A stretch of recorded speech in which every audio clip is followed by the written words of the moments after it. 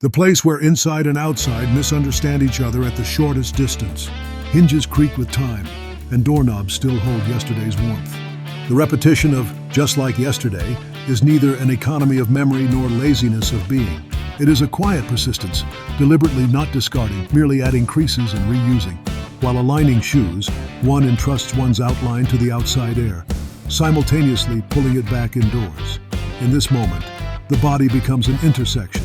Departure and return, will and inertia, future and déjà vu tread upon each other's shadows on a single floorboard. The entrance has no center, only structure remains. The same arrangement as yesterday, the same silence, the umbrella tilting at the same angle. While they pretend to be the same, they actually renew me through minute shifts, a philosophical courtesy of overlapping yet never aligning. I pass a slightly different version of myself in the same spot as yesterday, leaving that difference behind in the entranceway as I step out into the world. Then the door closes. Only the fact of its closing perfectly matches yesterday, and the entranceway silently preserves the eeriness of that alignment. Yesterday's memories clinging to shoe soles are quietly rubbed against today's floorboards. The keyhole, like a tiny pupil, counts each passing thought one by one, while the mailbox stores unfulfilled promises with a sigh. Footsteps become equations, their solutions always hidden beneath the doormat. The moment habits and chance, memory and premonition, others' expectations, and one's own laziness intersect to draw a new map. People try on themselves at the entrance.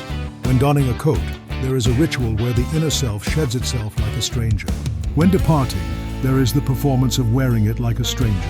When wind peeks through the cracks, past conversations flutter down like confetti. Words crack the tiles of the entranceway, and stepping on those cracks, one decides which line to follow. That boundary always welcomes my singular present existence with its cold, stone-like quality. That gateway, pregnant with profound, dark resonance, is the threshold of esoteric knowledge, a singularity where the closed sanctuary called the inner world and the exposed wilderness called the outer world discontinuously connect. This leather restraint called shoes is a token of submission to the gravity that binds us to the earth.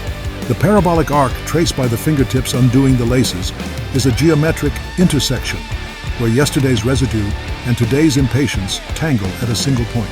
Shedding pain, we set down the shoes. And even within this mundane play of sound, an ontological phase remains concealed. The gap shaped like the character Ha drawn by the paired vessels. It is the mold of duality's tragic structure, where neither complete union nor utter separation is possible. When the five-syllable word "I'm home" dissipates into the dim corridor's perspective, I realize this is the site of reconstruction, barely securing self-identity. They intersect, right foot and left foot, consciousness and unconsciousness, departing rays of light and creeping twilight. Upon this stage set called the entranceway, the structure eternally recurs, tracing yesterday's same cracks, casting shadows at yesterday's same angles, proving it endlessly through the stillness of a single shoe. If yesterday was the same, today must be the same too. From the fraying of that logic, I seep out as existence. My body standing in the entrance is not a single subject. The orientation of discarded shoes, the cooling curve of the key, particles of silence precipitated on the floor.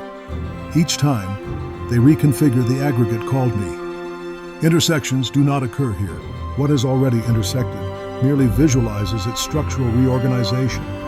Will is pierced by inertia. Choice is narrated retrospectively as traces of what has already been selected. I am returning even before I leave, and lost even before I return. The entrance hall's structure establishes order by rejecting a center. The same arrangement as yesterday is not stability, but a violent equilibrium compressing change to its smallest unit. The moment the door closes, time forgets before and after, and my being is temporarily suspended. That suspension is the suspension of thought called life, and the entrance hall executes it with the utmost courtesy. The same intersection as yesterday.